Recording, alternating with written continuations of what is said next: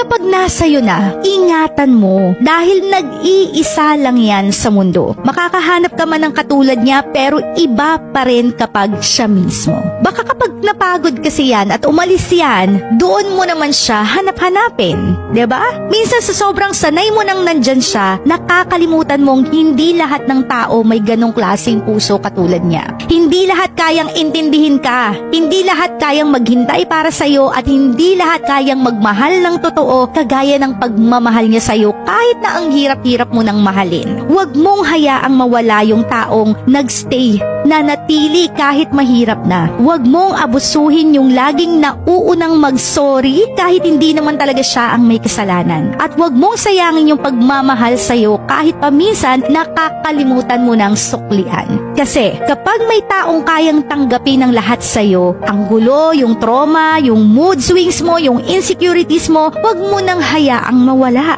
Hindi araw-araw may ganong klaseng tao na kayang tiyagain ka. You can always find someone similar, but never someone who loves exactly like them. So kung may taong totoo, piliin mo na yon everyday. Dahil kapag nawala yan, baka doon mo lang maramdaman kung gaano siya ka-espesyal at wala ka nang magawa kasi nasa piling na siya ng iba. Diba? Huwag naman nating baliwalain yung mga taong nandiyan kahit na ang gulo-gulo na natin, kahit hindi na tayo kamahal-mahal. And minsan kasi yun yung mga taong binabaliwala lang natin, pero sila yung mga taong willing magbigay ng buhay nila, hindi lang ng oras ng buhay nila para sa atin. Huwag naman natin hayaan na mapagod sila. Huwag natin hayaan na ma-feel nila na wala na silang halaga, tapos aalis na lang sila sa relasyon, tapos doon mo lang pala marirealize, ay, importante pala tong tao na to, pero wala ka na magawa kasi masaya na siya sa iba. Do not take for granted those kind of people na nagtsatsaga sa'yo. Kasi hindi everyday ka mahal-mahal ka.